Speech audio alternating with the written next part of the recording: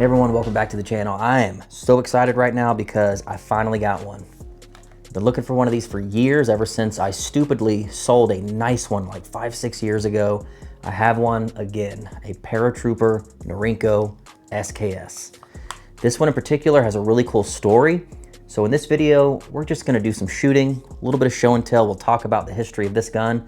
We'll talk about Norinco SKSs in general, and why the Paratrooper is honestly probably the SKS of all time. Let's go ahead and get into that now. But before we do that, if you are new here or you've been here for a while and you end up liking what we do and you want to support us, I don't do Patreon and I don't do paid ad reads. The only way you can support us is to go by thirdpinthreads.com. We have AK hats, t-shirts, beanies, hoodies, all kinds of cool AK merch that we make and we ship to you. It's a company that I own. I'm not just trying to peddle you stuff. So I figured that was the best way to give you guys an opportunity to support us without shilling some stuff I give no cares about, things I don't care about at all, things I'm paid to say. This is a good way to solve that. So feel free to go pick up one of those items, get something for your cash. Anyway, that's enough rambling. Let's get back to this SKS. So what is a Para Norinco SKS? There's really not much to talk about. It really just has two big changes, and the history of them is honestly not that interesting, but they are still very valuable in comparison to standard models. The biggest change being the barrel. It's a 16.5-inch barrel compared to a 20.5-inch factory SKS. And you'll notice that up front here, your front sight post, bayonet lug is all one portion, and it actually sleeves the barrel. It's pressed and pinned. On a factory SKS, this would be, you know, a few more inches forward on a 20-inch barrel. Well, now they basically slammed it right into your gas block, lopped the barrel off, basically as short as they could possibly make it while still using the factory components. So your gas system is factory length. Everything's the same from your gas block back. The gun is untouched. Well, when they did that, they also had to trim the bayonet.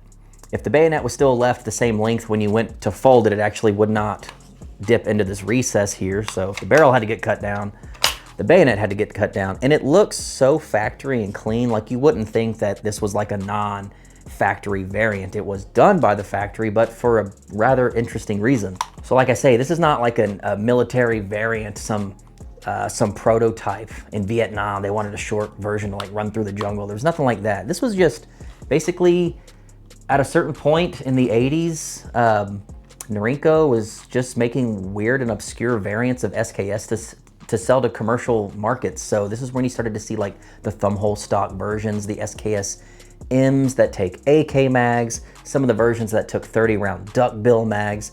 This is just one of those. They just decided, let's just commercially sell a shortened version. So they took a whole bunch of 20.5-inch factory guns and they modified them, and they modified the bayonets. That's all this is. This is just a commercial grade, modified, military grade version of an SKS. So when you think about it like that, it's like, it has no military provenance. It's not a prototype. It's not really anything special. It was just something they thought the commercial market would think was cool, I guess. And that's what they did.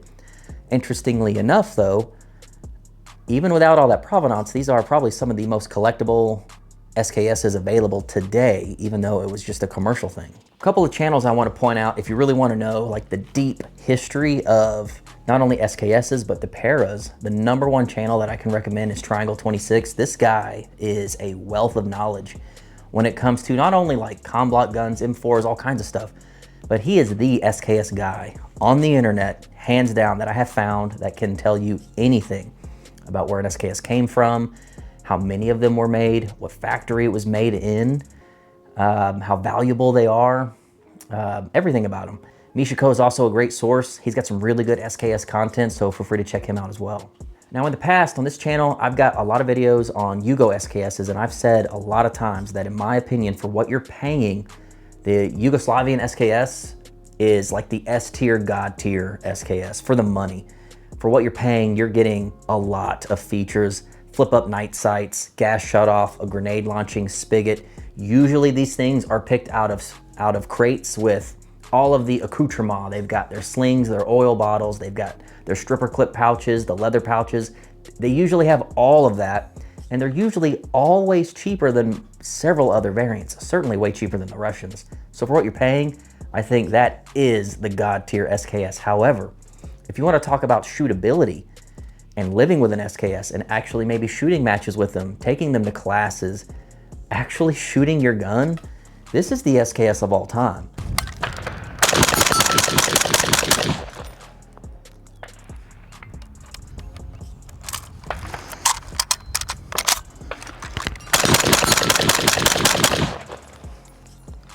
And 20 rounds, just like that. It's really not that hard. As long as you have stripper clips that feed well, you could be pretty lethal, man, pretty quick. You know, Ropsky has videos on his Paratrooper going way back like 4 years ago where he chronographs a full-length Norinco versus the Paratrooper Norinco. And what he found was there was only about a 150 feet per second difference in the velocity going 4 inches shorter to a 16.5-inch barrel, which is like nothing. These SKSs in general, you know, 20-inch barrel, are very accurate, have a lot of velocity. Yes, that's true. Only losing 150 feet per second and still, in my opinion, being just as accurate while being way more handy, lighter, the balance is a bit better, and if I'm honest, having way more sex appeal, being way more aesthetically pleasing. It's a really good gain without losing hardly anything. If you want to talk purely about aesthetics, the front end on this thing, I think, is probably one of the best looking front ends on any SKS. I still think the Yugo front end just has a vibe, but if you were to compare this to a factory SKS, you just have that long pencil barrel hanging out in the breeze with a little front sight post on it, and I've always just thought the gun looked a little incomplete, you know? I never really liked the aesthetics of just factory length SKS, Norinco SKSs, but what they've done here, going as short as they possibly could go, I feel like this is an aesthetically pleasing front end, much more in fact than the factory version. So how did I end up buying this thing? It actually has kind of a cool story. So as I said before, I sold one of these a long time ago and I have bitched about it a lot.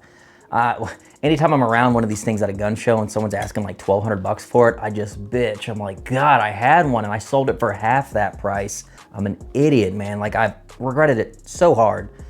Well, my buddy Mario at SOF Defense has owned this thing for a long time, and he's been hearing me say that for years. So he and his wife recently got pregnant, and he was looking to, you know, make some quick money. So he calls me up and he says, dude, I know you've been looking.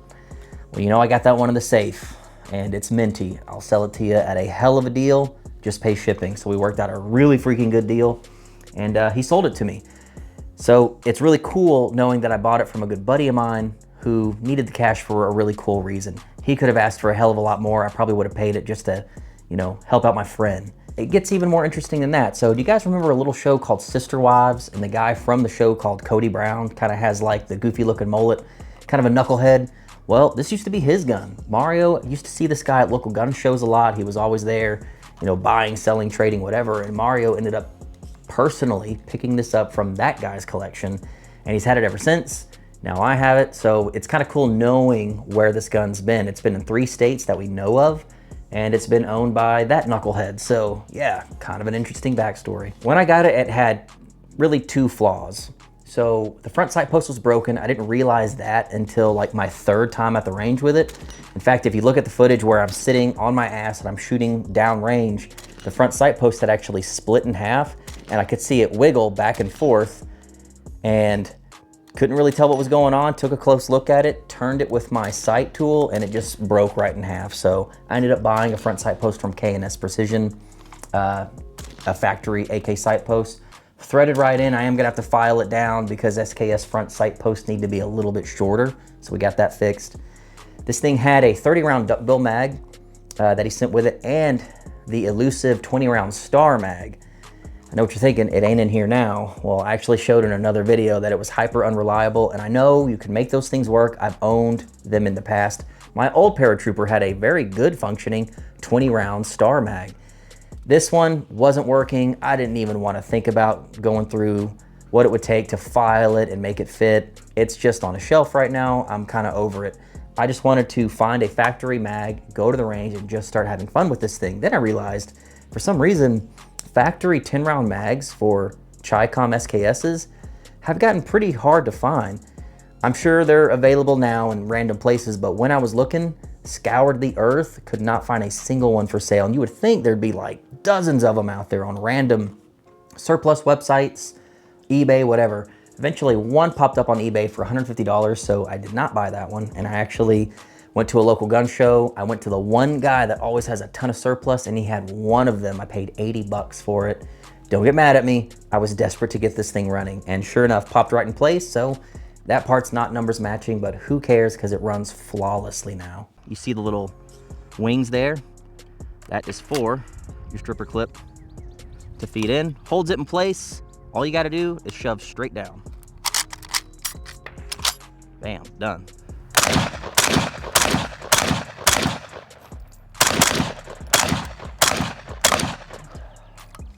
And honestly, even if it was more non-numbers matching than that, it doesn't matter. I've learned my lesson to just not sell what I consider grail guns. Like, don't sell them. If it's somewhat rare at all and you don't desperately need the money, just don't do it, dude. I've done it. I'm not gonna make that mistake anymore. So this one, doesn't matter to me that now it's non-numbers matching. This is a forever gun. Bought it from a good buddy of mine who bought it from a bit of a knucklehead that was on television, but it's got a really cool story, and I bought it for a good cause, and it's flawless, and I wouldn't be able to replace it for what I paid for it. So this is a forever gun. This thing's gonna be popping up on this channel for years to come, and I'm super proud of that. So I guess a big point to that is, if you've got guns out there that you've been hunting and you're thinking, man, the price of that gun is so out of sight, I'm just here to tell you, dude, I own guns now that I thought I'd never have the chance to own. Things I paid with my, my hard-earned money.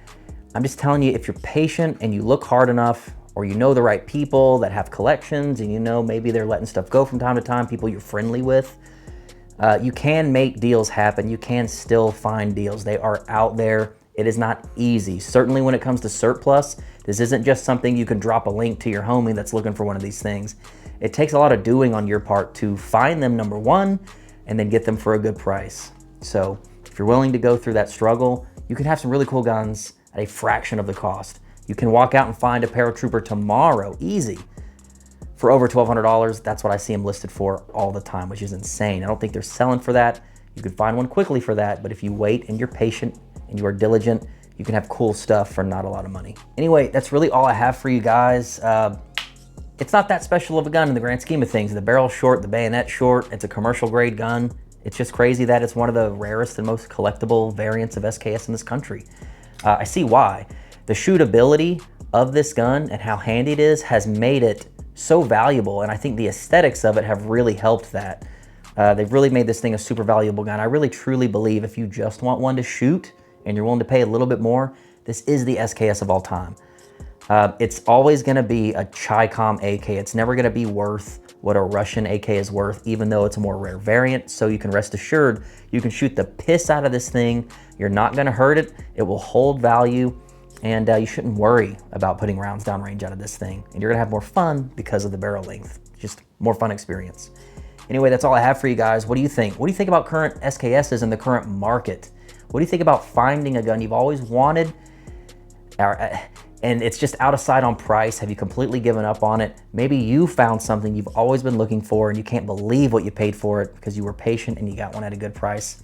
Let's talk about all that in the comments down below. Other than that, I appreciate you all watching, and yeah, stay tuned. Maybe we'll run this thing in a competition soon and come in last place, but we're gonna come in first place on the fun scale. All right, that's all I have for you. We'll see you next time. Love you, bye.